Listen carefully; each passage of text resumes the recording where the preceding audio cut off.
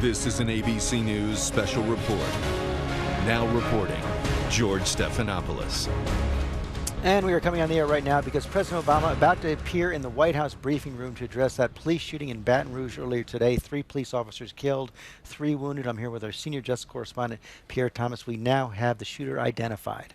Yes, he's described as Gavin Long, 29 years old, from Missouri. Law enforcement sources are describing him as a black male to us. We don't have any more details about motive or anything like that, but law enforcement is on high alert across the country, all these shootings taking place in such a short period of time, George. We've had 8 police officers killed in the last 2 weeks of so much violence in the country right now. The president's been called on to speak out against this violence so many times over the last several weeks. The killings of African-American males by police as well in Baton Rouge, out in Sterling, in Minnesota as well, sparking protests across the country. As Pierre said, police on high alert. Here's the president. Good afternoon, everybody. As all of you know now, this morning 3 law enforcement officers in Baton Rouge were killed in the line of duty. 3 others were wounded. One is still in critical condition. As of right now, we don't know the motive of the killer. We don't know whether the killer set out to target police officers or whether he gunned them down as they responded to a call. Regardless of motive, the death of these 3 brave officers underscores the danger that police across the country confront every single day. And we as a nation have to be loud and clear that nothing justifies violence against law enforcement.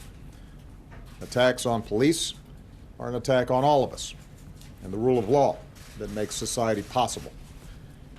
Now, earlier this afternoon, I spoke with Governor Edwards and Mayor Holden, and I offered them the full support of the federal government and reiterated my full support for law enforcement in Baton Rouge and for police officers across the country. I also spoke to the Attorney General. The FBI has already been on the scene, and through the work of all levels of government, justice will be done. Most of all, our hearts go out to the families who are grieving. Our prayers go out to the officer who's still fighting for his life. This has happened far too often, and I've spent a lot of time with law enforcement this past week. I'm surrounded by the best of the best every single day, and I know whenever this happens, wherever this happens, you feel it. Your families feel it, but what I want you to know today is the respect and the gratitude of the American people for everything that you do for us. 5 days ago, I traveled to Dallas for the memorial service of the officers who were slain there. I said that that killer would not be the last person who tries to make us turn on each other, nor will today's killer. It remains up to us to make sure that they fail. That decision is all of ours. The decision to make sure that our best selves are reflected across America, not our worst, that's up to us. We have our divisions, and they are not new. Around-the-clock news cycles and social media sometimes amplify these divisions.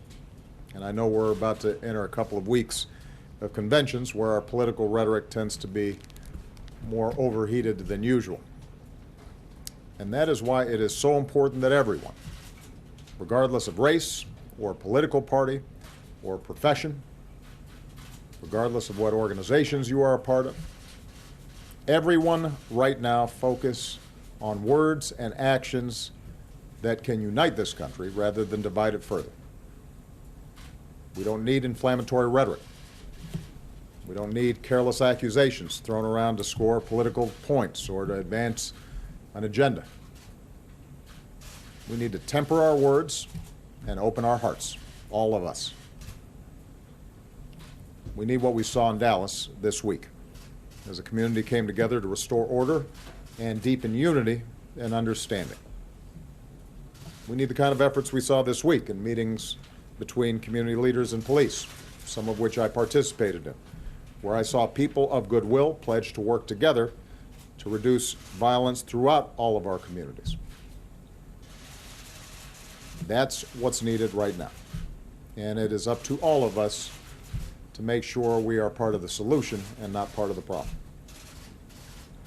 You know, someone once wrote, "A bullet need happen only once, but for peace to work, we need to be reminded of its existence again and again and again." My fellow Americans, only we can prove through words and through deeds that we will not be divided, and we're going to have to keep on doing it again and again and again. That's how this country gets united. That's how we bring people of goodwill together. Only we can prove that we have the grace and the character and the common humanity to end this kind of senseless violence, to reduce fear and mistrust within the American family, to set an example for our children. That's who we are, and that's who we always have the capacity to be. And that's the best way for us to honor the sacrifice of the brave police officers who were taken from us this morning. May God bless them and their families. May God bless the United States of America. Thank you very much. Stern and sober President Obama there in the White House briefing room honoring the sacrifice of those officers killed in Baton Rouge.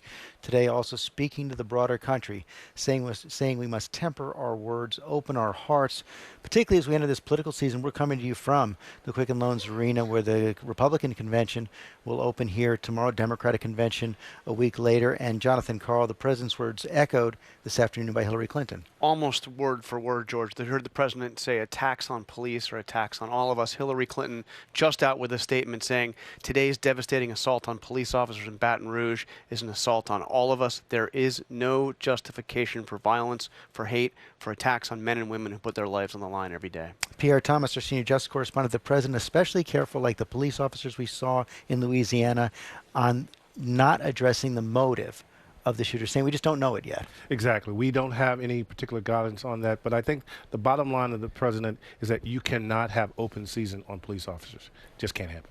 Okay, Pierre Thomas, John Karl, thanks very much. We're going to go off for now. We'll be back in just a bit with World News.